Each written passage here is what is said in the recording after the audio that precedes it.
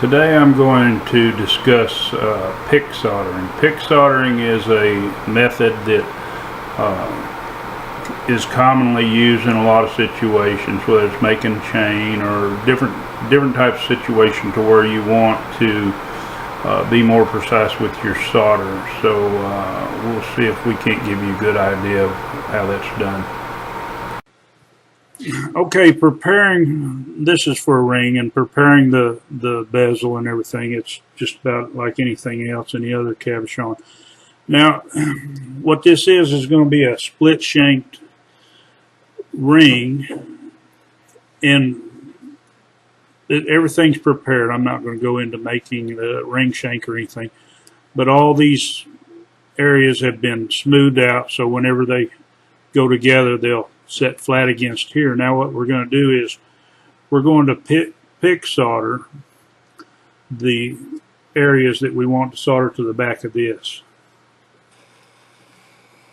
Okay, what we're going to do is we're going to use our solder pick to pick up the solder and solder onto these tips here on this ring shank. And the way we do that, we're going to have to heat up our piece of metal and get it hot, because we want it warm, and it go now.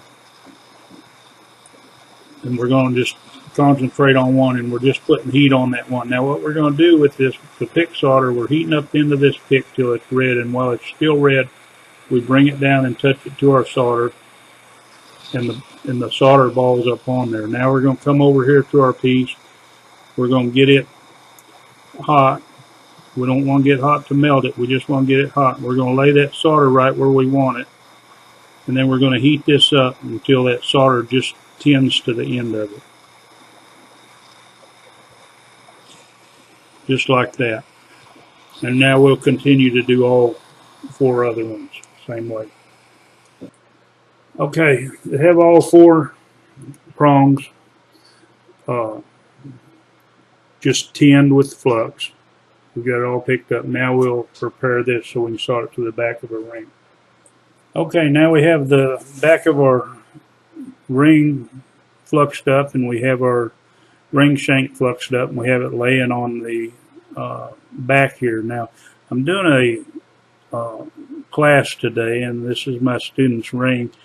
And now what we'll do is we'll solder this down to the back. Now we are using easy solder. I didn't mention that. Okay, what she's going to do here is she's going to solder these down,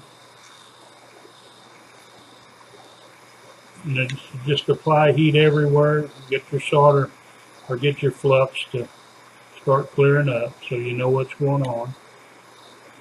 Now our solder is already tinned to this ring shank, but it's got to be hot enough to where it doesn't suck the heat out of it. So we'll heat it up, and then we'll come down and concentrate our heat on the back so that it flows the solder down to it.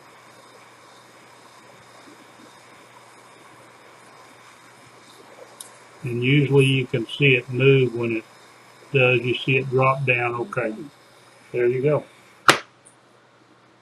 Okay, and here's her finished project. As you can see, the reason why we pick solder this is so that we don't have solder all over around our joint. We just have it right there at our joint, and that's the best method as far as when you want a nice clean solder joint and not a lot of solder. If we had placed solder beside this, we would have puddles that we'd have to clean up and everything else.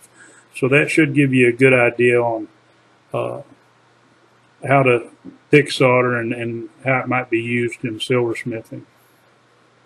I hope this video gives you a better understanding on pick soldering and helps you in your silversmithing. Like I always say, have fun and see you next time.